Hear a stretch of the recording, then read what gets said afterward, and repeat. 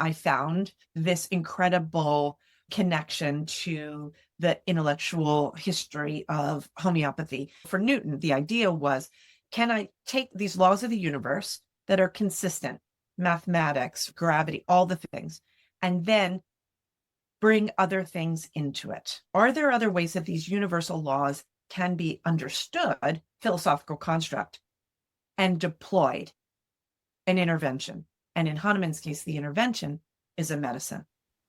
Okay.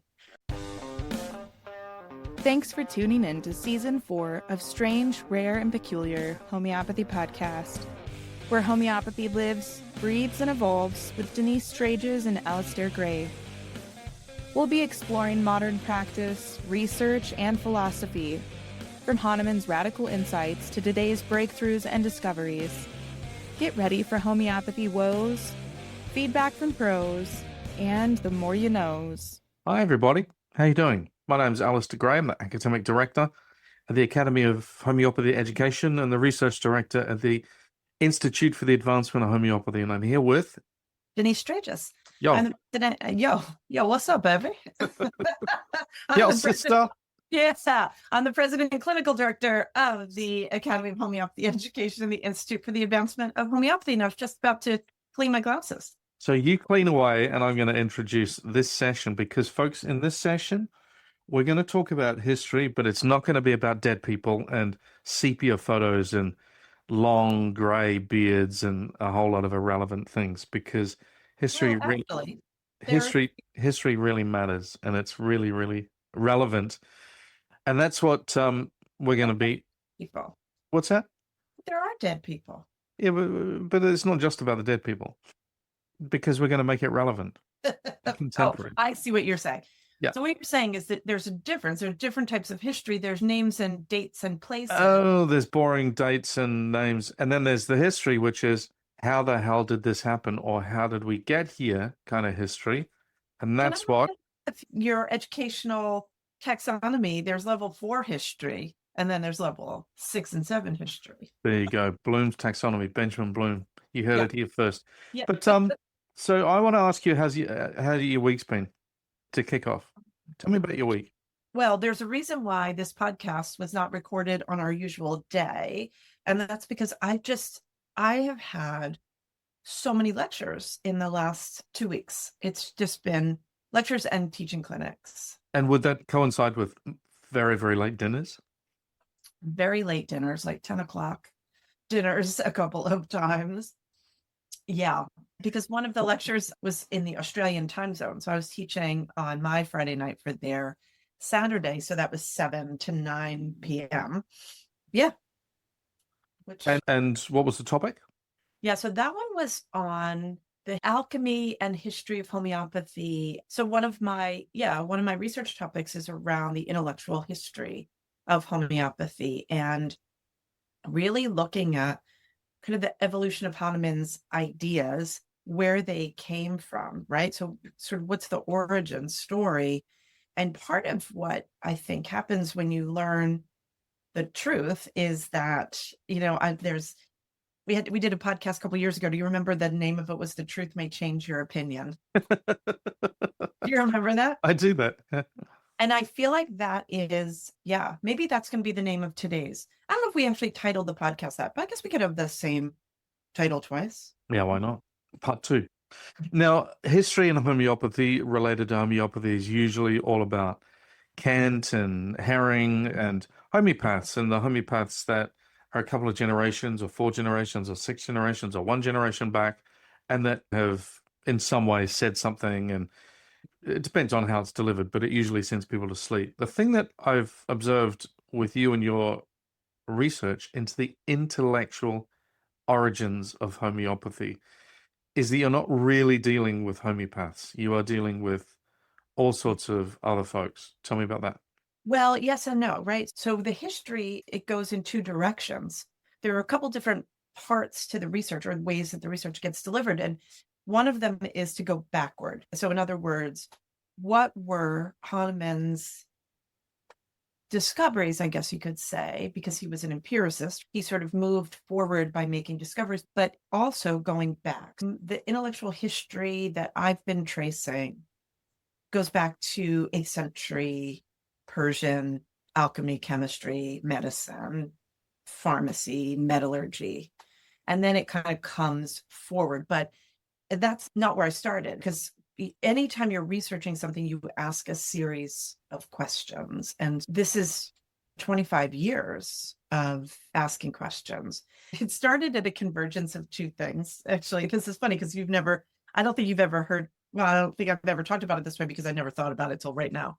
And so what you have heard me talk about is that one of my favorite teachers, homeopaths of my life, was Eric Summerman, the late Eric Summerman, who he passed in 2007. And I had the privilege of having Eric as a teacher, but also as a colleague, because I worked in the practice that was associated with school and whatever. When I first started to study with Eric, he only did this twice. He did this class twice, and it was quite interesting. Basically, it started with the Big Bang, and then he went on from the Big Bang to look at how homeopathy unfolded from this idea.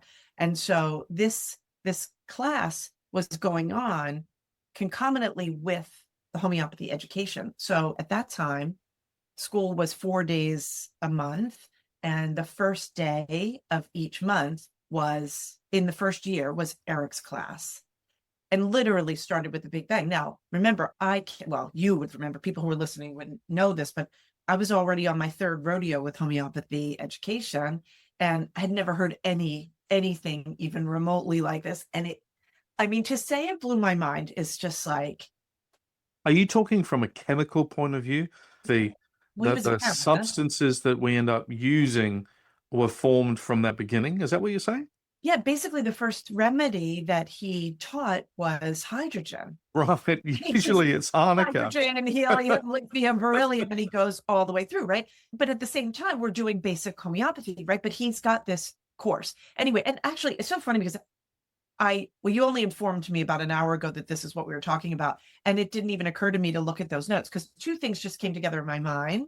So I'm kind of going off the cuff here, but to say I was blown away, and I wasn't there in person because I only got into that class because somebody died.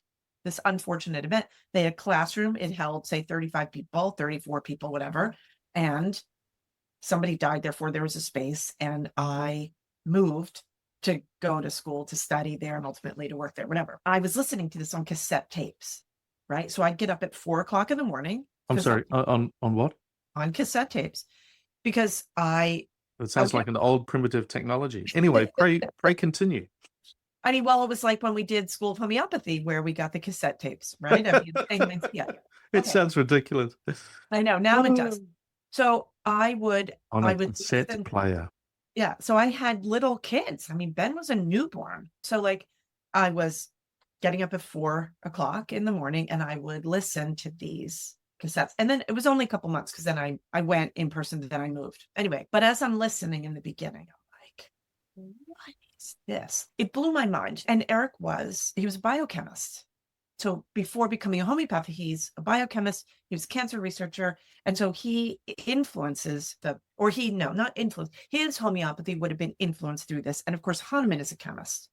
And so during the time when I was a student, you had to do all the chemistry. So, I had to study chemistry, and I had a chemistry tutor. Her name was Kristen. I still have in the notes there. I had how much I was paying her so I could learn this thing that was really didn't come naturally to me at first. Anyway. Not me.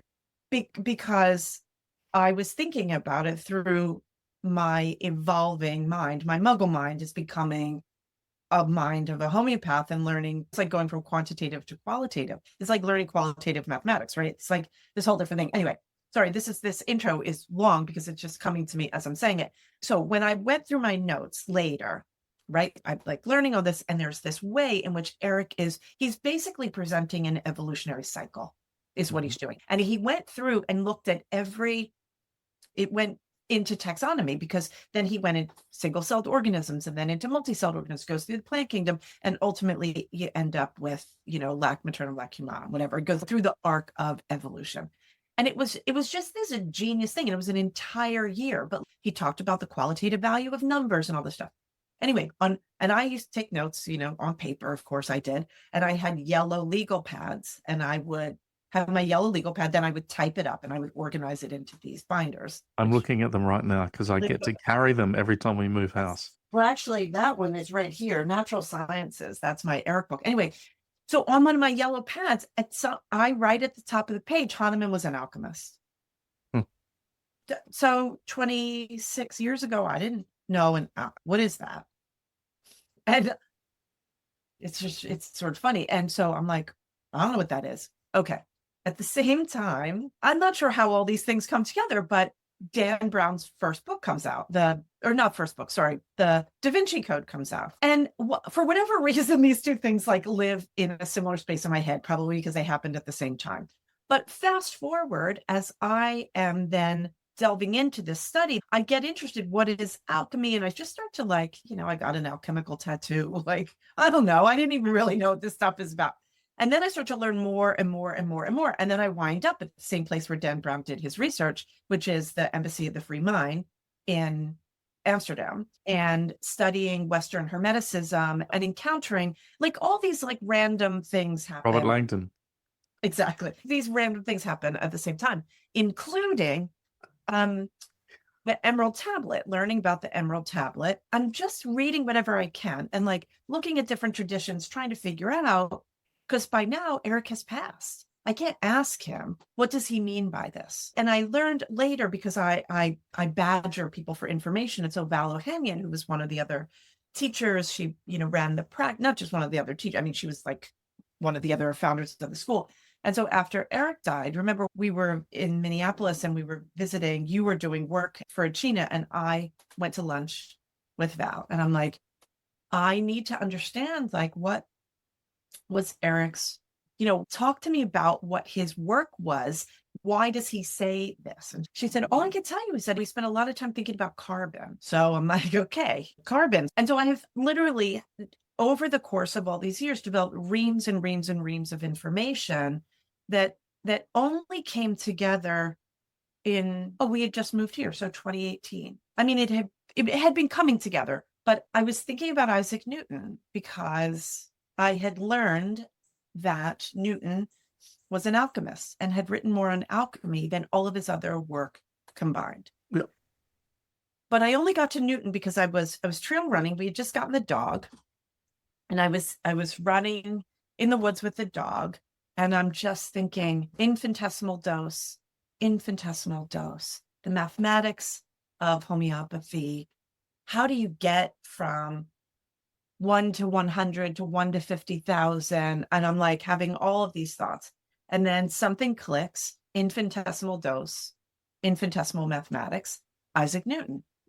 So I come home and I get into going through my notes, and I find that the first translation of the Emerald Tablet that I ever found was Isaac Newton. And he translated it. He was lots of people translated it, but he did a translation, and I believe the original copy is extant, but it must be. But anyway, so I uncover this, and some of my students from early on, the first class at the school that would then become AG, I remember saying, if you're good, we'll go on a field trip, or we'll have candy. It was if you're good, we'll talk about alchemy before the end of the day. And I read this translation of the Emerald Tablet. Anyway, that set off this whole line of discovery and ask. And so I guess now we'll go to where I would have started, which was research, of course, begins with a question. What is your research question? And I ultimately came to the research question that is, what the hell is homeopathy? That really is my research question. And I know that might sound flippant, but it's not, because homeopathy means so many different things to so many different people. And it has become this thing where the pill, no matter how you decide to deploy it, you are a homeopath if you give someone this intervention, which is fine, right? It is what it is, but homeopathy is a thing. And I was trained as in a Hahnemannian way. Now, lots of people will be trained in a Kentian way. I would argue that most people are trained in the post-Kentian tradition in the English-speaking world. And if depending on where you are geographically, you will be trained in the lineage of your teacher and their geographic location of whatever way that their people interpreted it. Over in the English-speaking countries, for the most part, you've got this Kentian thing that happens at the turn of the 20th century. And then you get in the UK now, in England, you would have the anti-Kents, right? The materialists, like Anti-Kents. Hughes was like the anti-Kent. He said anything, once you get beyond sort of the material dose, then it's nothing there. And so part of sort of the historical conversation has in it things like, what were the arguments that people were having over time? The thing that I learned when I went to graduate school was, and I didn't, now it feels really quaint, but like, I remember when I'm saying to the department chair, I'm like, I don't understand. How do you write like a historian? What does that mean? I was always a writer, but I didn't know how to write like a historian. And she would say, well, first you have to understand the conversation. And I'm like, what? And so you have to understand the conversation. Okay. And then she's like, and then you have to understand who's having the conversation. And then what do they bring to the conversation? What is their bias? Right? Because we all have a bias. Like my bias is Hahnemannian. Somebody else's bias might be material. Somebody else's might be Kentian, whatever. And you start to see the world through that lens.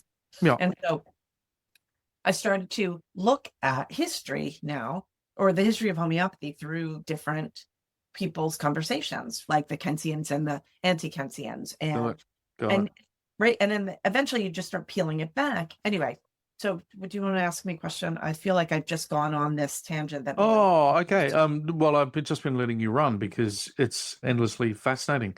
Let's go back to a point that you made, and that is that early on you went, Hahnemann's an alchemist. Now, I had a similar thought process on the other side of the world, maybe around the same sort of time, and found a book that was all about Paracelsus and alchemy.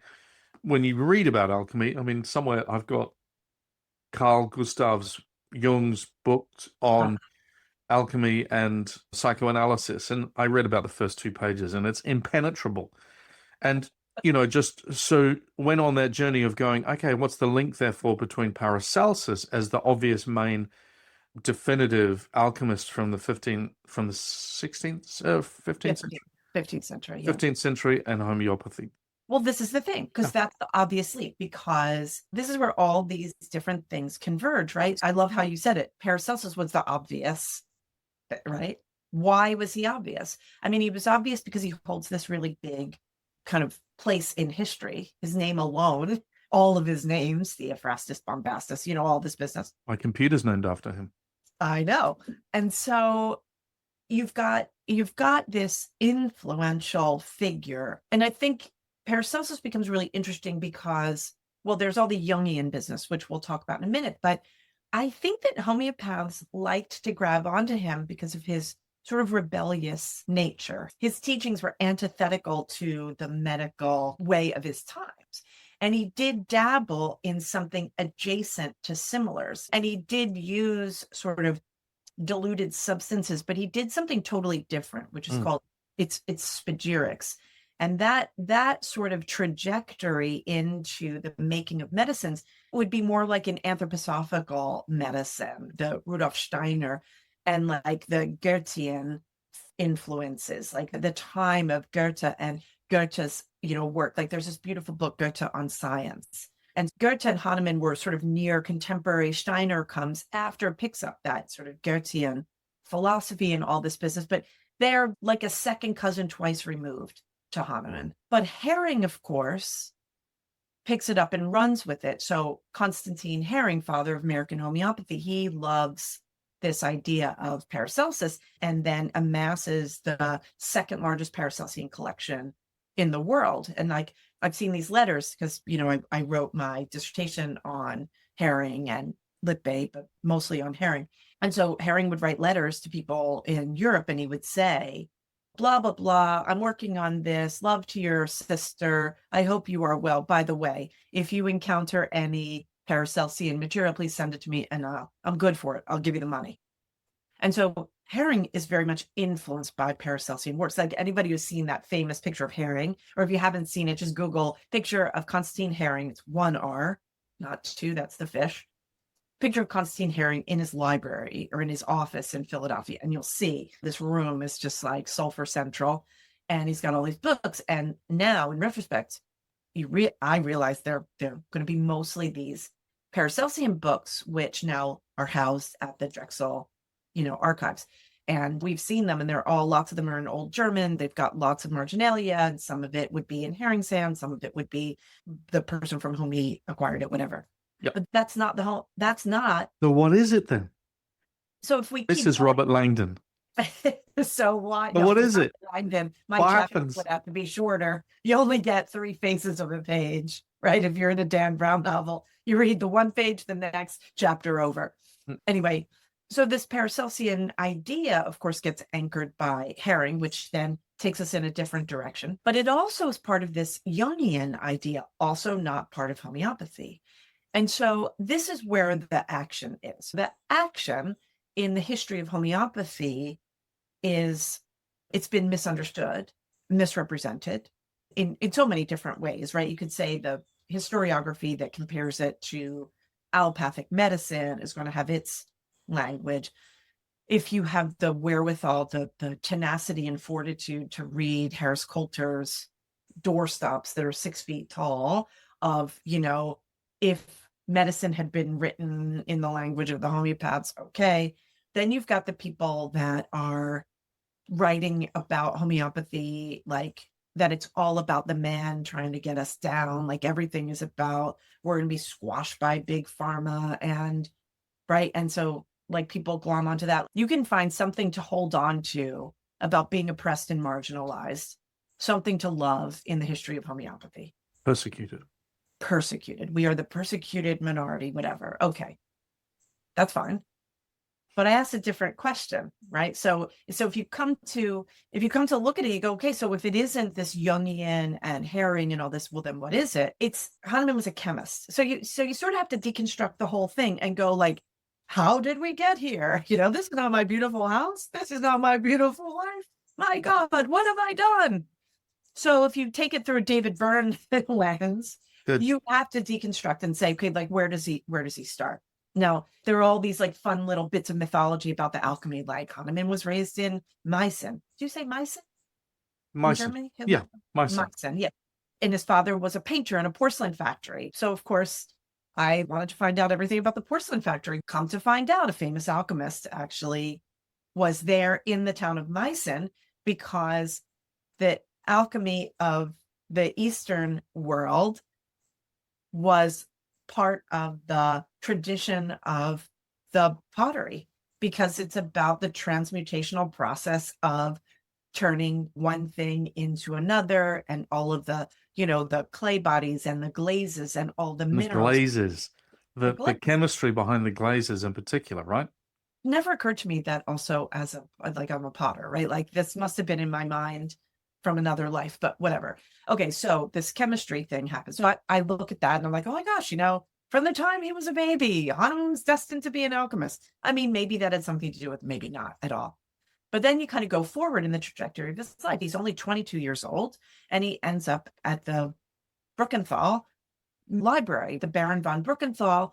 He's in Transylvania, in Sibiu, Romania, and he has the largest collection of esoteric and occult materials of his day. Now, occult just means hidden, and that it doesn't mean like devil worship or whatever that people think it is. What it means in this sense is the information that should not be shared with the general public. Muggles. The Muggles. This is like the secret mystery material. So Hahnemann gets a job there, and he's the curator of, and there's like a story how he gets there, but I'm interested in, well, what does he see? Right? Because he's 22. Like, he's 22. He's in 20. charge of a giant library. What on earth does he have access to, and what was he reading? Exactly. And so I knew I needed to go there, but it took me years to figure out because I knew I was going to have a limited amount of time. They're not just letting everybody into the restricted section. It's Transylvania, right? So it takes me years to like figure out, formulate all the questions. So I want to know by now, by the time I'm thinking about this, is like, well, what did he read? What was his influence? How did he discover this? And of course, this is before the Cinchona. This is before Essay on a New Principle. Oh my God. So he's 22. This is 1877. 1777. 1777 to Yeah. 1779. Is there just under 2 years? And then he goes missing for a year. And what happens? There's no information about what he does in that year, except that he was in the mountains studying metallurgy. Come on. So I find all this really compelling. Anyway, before I could go to Transylvania, I need to figure out what I'm asking. So I spent like these years. Remember all those books I would have at that table in our front room where I'm just like going through and learning about all the different alchemists and what did they do and what was their lineage. And I don't know when I let go of Paracelsus. It took a while because I had bought all the Paracelsian secondary source materials and all this business. Living with a historian is really interesting because you realize, oh, I'm just going to make you a cup of tea, love. And then weeks later or years later, you hear that she was reading this particular thing at that particular time, making this particular link. It's really, really cool. Anyway, back to you. Cool. And like writing, and I would write all this stuff by hand, have like this, you know, these books of handwritten notes with stickies and cards in them, because I feel like that's how you make the connections in your mind, right? Now, I'm gonna pause for 1 second because when I teach this, like this is a podcast, this is a conversation about this, but when I teach it, you know, there's a curriculum to this. So I've taught a 2-hour chunk of it for the Australian Homeopathic Society the other night. And every time I teach it, and I've taught it in various, you know, for the Faculty of Homeopathy and stuff, I've taught parts of it over the years, but I've got like a week's worth of curriculum that when I have to teach it, I curate it into what chunk will I teach. And it's always really, for me, it's fun. Like it means I have an excuse to get back into that material and to organize a cohesive story that unfolds. I'm gonna jump ahead because part of the purpose, I think, of bringing this information out, because yes, I'm writing a book on it, and yes, I hope to turn it into a PhD dissertation. But there's a thing about it that feels relevant to us in our profession. And the part of that is that when we know what something is, it's like that idea, the truth will change your opinion, right? Once there's an understanding of what homeopathy actually is, that it is this incredible system of medicine that is based on universal laws. And when I say that on a podcast, people go, oh, okay. And then I'll say, okay, go to these aphorisms where Hahnemann talks about the luminous moons of Jupiter, and then go to these aphorisms where he talks about the ways in which one disease is stronger, similar cures another disease. But I think what becomes really powerful, or at least for me, what felt really amazing and reinforced the information was to see how Hahnemann would have picked this up over time. From whom would he have gotten this? So I can trace it through Isaac Newton, through Robert Boyle. There's this braided kind of intellectual history. And so Ringo. Say that again? And Ringo. Ringo Starr? His real name? What's Ringo Starr's real name? Starkey. Oh, right. I totally forgot. Sorry.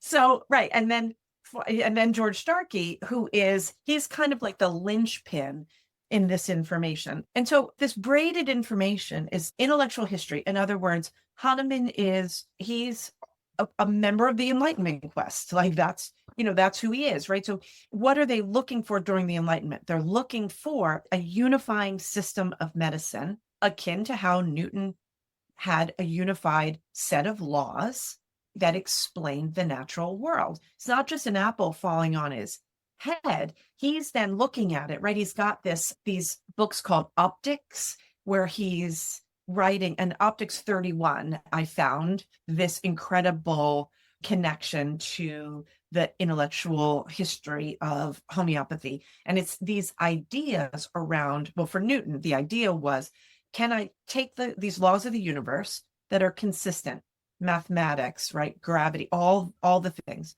and then bring other things into it? Are there other ways that these universal laws can be understood, philosophical construct, and deployed an intervention?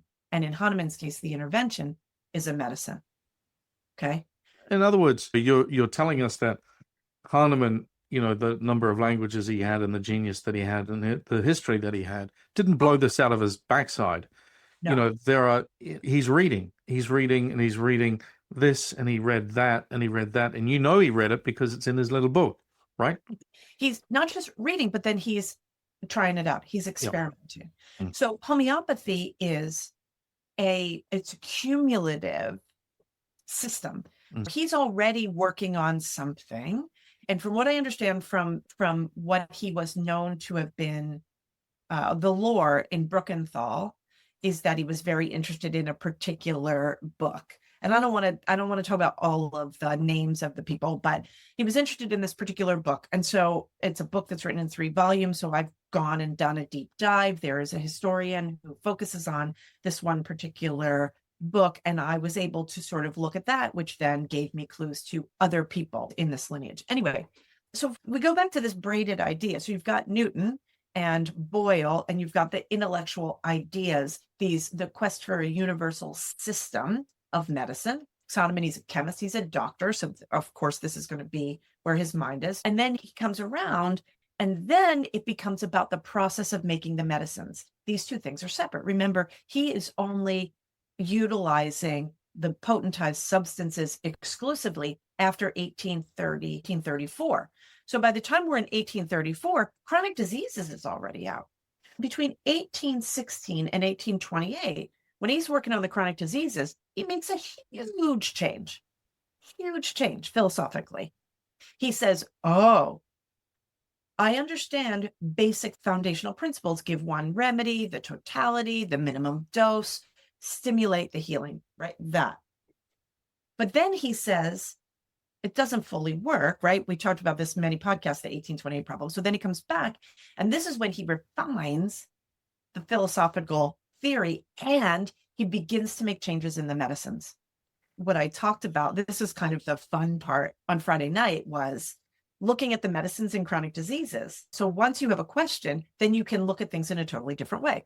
So what are the tranches of remedies that Hahnemann included in chronic diseases? How can we understand them in light of these incredible discoveries that he makes down the road? So for example, ammonium carb.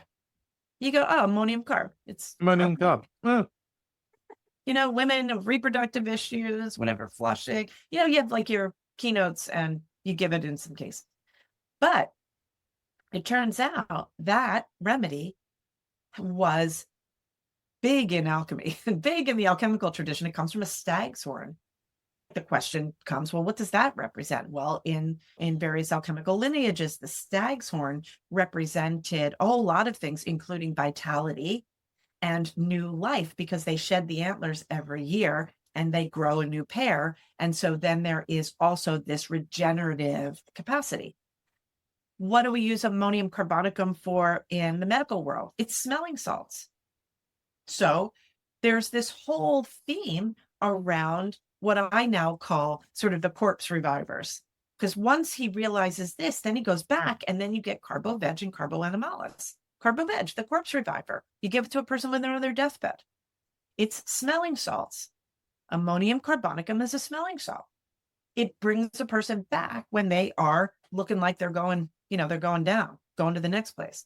And so deconstructing the history by asking a series of questions and seeing how they come together. I guess at the end of the day, what that means, to me, and probably why I feel so committed to the truth in our profession, is once you see the truth, the rest of it seems ridiculous.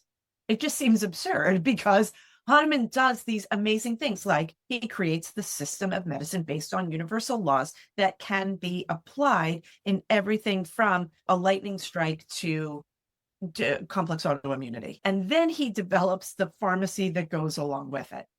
And this way in which he moved from, well, I left out a piece to explain this. So if we go to the alchemical part of the tradition, or the alchemical piece, the alchemists are looking for not how to turn lead into gold, but how to come up with the universal elixir. How do we extend life? So if you watch Harry Potter 1, Nicholas Flamel, the noted alchemist, he lives to be like 900 years old. And how does he do it? Because he's got the Philosopher's Stone. The Philosopher's Stone becomes this key ingredient for longevity. So that's like a very Reader's Digest version of the whole thing. But throughout time, the alchemists are looking for the substance, the base substance that can be used to make the elixir. There was this quest for all things that were golden, right? Because this idea of making philosophical gold, turning lead into gold. And so what are golden substances? Well, if they come from life, then you're going to look at your pee. And so this alchemist, he was in the 17th century. He was a German alchemist called Henning Brand. And so he pees into an alembic. He calls it his golden stream. He heats it up and it makes light. And he's like, oh, this eerie golden glow. And it glowed for like hours. Well, that's phosphorus. So phosphorus, the light bearer, actually came from a German guy peeing into an alembic and lighting it, heating it up until it glows. And so Hahnemann moves from... I went straight to the Jackass movie. Anyway, keep going. Which we do need to see in theaters. Yeah. Okay. So Hahnemann moves from the quest of the alchemist to find the primary substance, the prima materia. And he says, actually, it's not the substance, it's the process. Yep. And that's when he begins to work on how to create a substance that is both powerful and safe to remove the toxicity. Well, you could, again, if we're talking about process, can trace that all the way back to the 8th century. So I've been able to find the lineage of alchemists who were making medicines more safe through these very distinctive processes that Hahnemann then brings and culminates in aphorisms 269 and 270. So go ahead, what were you going to say? Potentially, dispelling the myth of potency being developed. Oh my God. Okay. This is what we have to deal with. Yeah. So yeah. No, this is what we have to deal with. I got a phone call from someone who I love very dearly, who said, I'm teaching a class on the history of homeopathy. Can you tell me about Hahnemann's discovery of potency from riding a horse and the people at the end, or a carriage, pulling in a horse and carriage, and the people at the end of his home visits, their remedies were so strong because they'd been jostled in the buggy. In the carriage, in the horse and carriage. Yeah. Yeah. Is that how Hahnemann developed his ideas on potentization, on dynamization? I'm going to say it's a hard no. But that's a big fat no. It's a hard no. However, there actually, and I could see where this has come from, because once he's got this potentization idea in process, he says, don't store the remedies in liquid, because if they get jostled around, then it's going to inadvertently potentially increase the potency. I don't know how much weight he gave to that, but I wonder if that led into the fallacy. But you get to aphorisms 269 and 270. 269, between the 5th and the 6th editions, Hahnemann goes, oh, there's a whole new paragraph. And the paragraph basically says any substance can be potentized, even those considered to be inert. So in other words, Hahnemann moves from in the beginning, right? Homeopathy comes from the herbal tradition because he's reading Cullen's Materia Medica. He discovers the cinchona business. Then he tries other medicines on himself and on his friends, proving out the law of similars, but he's working within the plant tradition. And in the very beginning, most of the remedies are plants. Once he gets to 1828 in chronic diseases, he's rethinking how plants and minerals and animal substances work as a part of the healing paradigm. Yep. And how some of them are more appropriate than others as an anti-miasmatic remedy. And so what he's doing at that point is he's creating a distinction between both acute and chronic illness and how we treat it, and the substances that are appropriate for those interventions, which is really cool. So that starts in 1828. 1833 is the 5th edition of the Organon. That's when he says the dose needs to be repeated, but not in the same form. He says never repeat the remedy. So don't give 30C daily. If you're going to give a repeated remedy, you need to put it in water. You need to succuss it, because that is going to ostensibly change what the delivery is and render it much more appropriate for healing and less likely to aggravate. Now, we all know from our practices that sometimes we wind up repeating the same potency or whatever, especially, but we'll just leave that as sort of part of the evolutionary process. Anyway, so that's 1833. By 1834, he's potentizing everything, because he goes through a process of discovery. And so by the time you get to the 6th edition of the Organon, you get to footnote 270, and all the different things. He's got, I think it goes up to H, I think. I know it goes. You're right. Yep. I think it goes to H. Anyway, but he's talking about the fact that with the 50 millesimal remedy, he's finally able to extract spirit from matter. And this idea of the extraction of spirit from matter, this is the goal of the alchemists. They want to release the spirit from the material. That is the goal of the alchemists. Release the spirit from the material. This is what Hahnemann manages to do. And he gives it a purpose, right? Because the purpose is in the creation of these medicines. And so when he's in 270, when he's talking about the 50 millésimals, yeah, it only goes up to G. It does, there's no H, it's G is the last in 270. Anyway, when he's talking about this, he says that it is the most perfect. Most perfect. Most perfect. Okay. So the 6th edition of the Organon, he's able to release spirit from matter, and he has created the most perfect delivery. So he's reduced the number of succussions, and he's increased the amount of dilution. Water as the operative agent. So when people say Hahnemann would have written a 7th edition of the Organon and an 8th edition of the Organon, and he might have, but he still had a year to be working on this more before he died. He didn't change it, and he said he got to the most perfect. And the word perfect is a really important word. In fact, in the talk that I gave on Friday night, I looked at, or I demonstrated how Hahnemann used the terminology around perfecting things throughout his work, The Organon in Chronic Diseases, and all of the old German terms that would have been used for describing that idea of perfection. Because again, that's the goal of the alchemist, is to create the most perfect form. How's that? Does that make sense? It makes sense to me, and it makes sense as to why I'm shriveling and wasting away, and why I've not been fed in the last 2 weeks. Oh my goodness. I am totally intrigued by some of these names. You mentioned Boyle a couple of times. Can you just give us a little primer on Boyle? Yeah. Robert Boyle was, I mean, he's considered to be the father of modern chemistry. And he was really There was Lavoisier. Lavoisier. Also, yeah, he was a contemporary of Boyle's. He's not one, his work doesn't really feed in. He's peripheral to Hahnemann's stuff. Yeah. He got guillotined in the revolution. He did indeed. Oh, and interesting.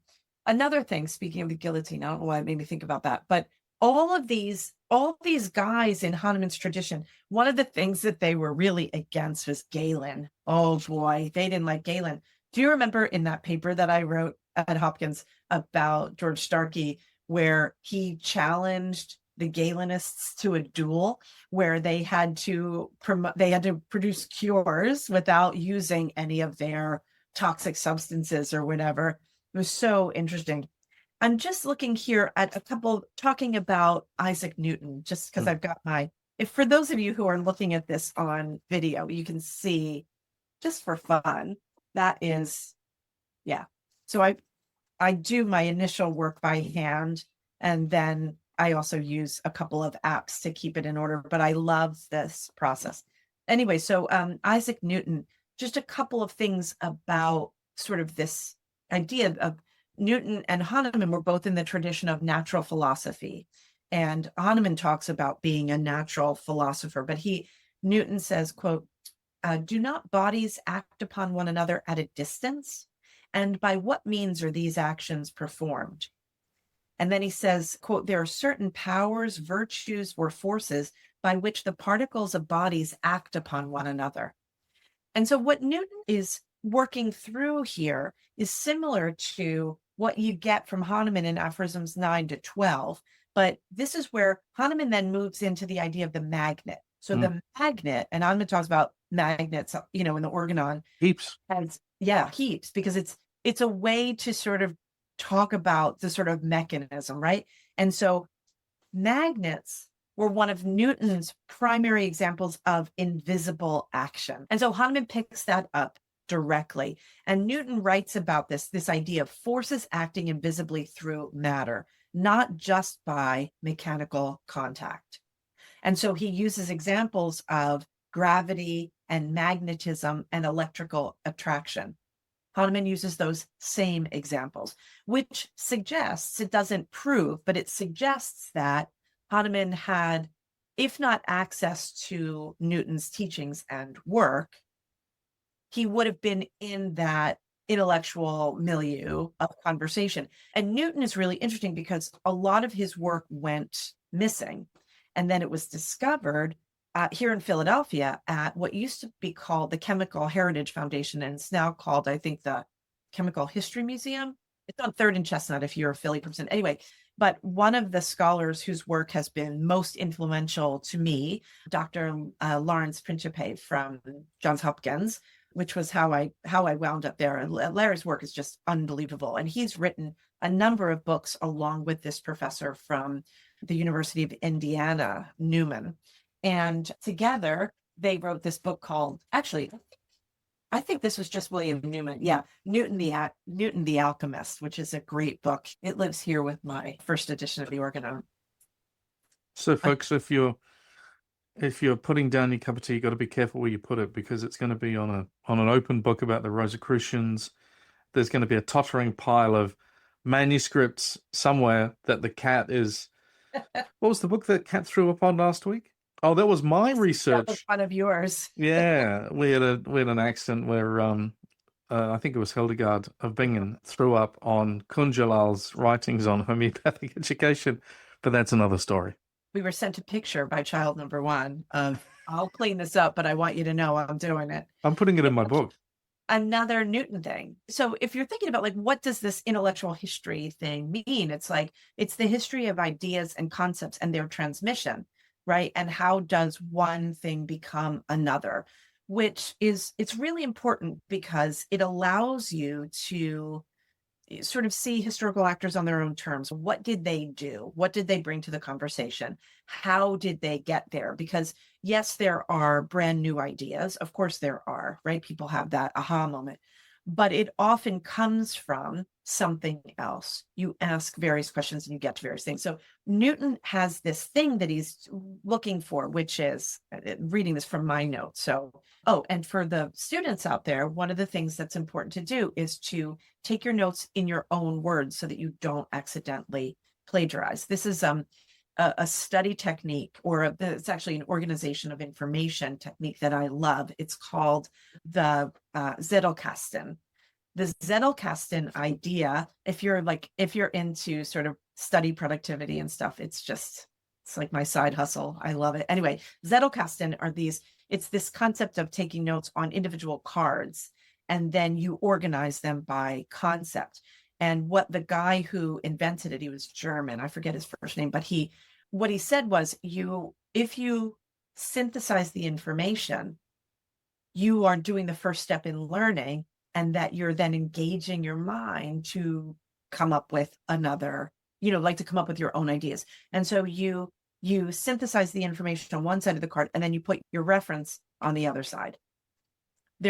I was trying to do it by hand. I switched to an app called Obsidian, which allows you to do that in link thoughts, which is really cool. Anyhow, but it all starts on paper. So in my words, so this is Newton's work implies a conviction that nature contains hidden but lawful processes of transformation. Nature operates according to discoverable laws invisible causes can be inferred from observable effects, and careful experimentation reveals hidden principles. And so the synthesis of this idea is unseen forces govern visible phenomena, which is basically what Hahnemann is turning this idea of the law of similars into. So anyway, there's so much more. I mean, like I said, I could go on for days. It's awesome. Thank you so much for that. This is the background noise in my life, and so I'm infinitely fascinated by it. And I think it is so relevant for today.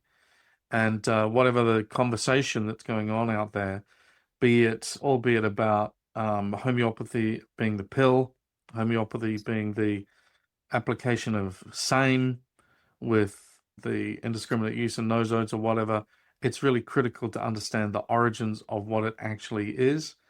And it also has coincided with another important development this week, and that is a publication of the consensus statement, the AIH-driven consensus statement on the definition of homeopathy. And if you want to have a look at it, you can go to the AIH, you can go to NASH, and you can go to advancehomeopathy.org, what is homeopathy, and you're going to find a definition, a place, a stick in the sand where we are really comfortable with this statement about who we are, what we do, and our place in it. And our place is unashamedly rigorous and academically driven and based on evidence, not driven by evidence, but informed by evidence. Right. And we're really happy there. And safety. And actually, a little history of this consensus statement came about because so many of us were exposed to evidence of harm through the misapplication of homeopathic medicines, not the misappropriation of the philosophy of homeopathy and the medicines that go along with it, but the indiscriminate use of the medication, overuse, oversimplification, coming up with it from whatever intuition you had, and then giving medicine to sick kids. And so a group of stakeholder organizations met over the course of, I want to say it's been about 5 years. About 5 years, yeah. About 5 years, and talked a lot about risk management for the profession. And the intention is not in any way to say to other people, don't do what you do. We can't control what other people do. And people have, they have free will, and censorship never really helps. However, I think within a profession that is unregulated, self-governance is really key. And so what we can all do is say, we feel comfortable with this 230-year history of the application of these principles and the use of these interventions. And we're signing on to that consensus statement. It's just basically saying that the Hahnemannian lineage in homeopathy is what we are adhering to. If there are people who aren't, that's okay. That's on them. And that's fine. And there's nothing that we could do about something like that. So there's nothing to do other than speak for all of us who are practicing according to the 230 years of the principles. And so the consensus statement is something for people to come on to. And if somebody doesn't want to, then they don't need to. That's okay too. But we feel like if someone were to get hurt, we just want to be clear about what we're doing and what it's based on. And then, because we can account for it with the history and the clinical evidence. And then people who are using the medicines in a different way, then they'll just need to account for it in their way, right? What are the principles that are guiding that? And so it's not a call out, it's a call in. So all are invited to be a part of it. And if you don't feel called to be a part of it, that's okay too. Beautiful. All right, folks, that's it's time for a breath and a cup of tea, and we'll see you next time. Thanks, everybody. See ya. AHE is changing the face of homeopathy education by raising the bar through rigorous academics and unparalleled clinical training delivered live through the soulful use of cutting-edge technology. AHE prepares its students to become fully rounded homeopathic practitioners from anywhere in the world. Apply today at ahe.online.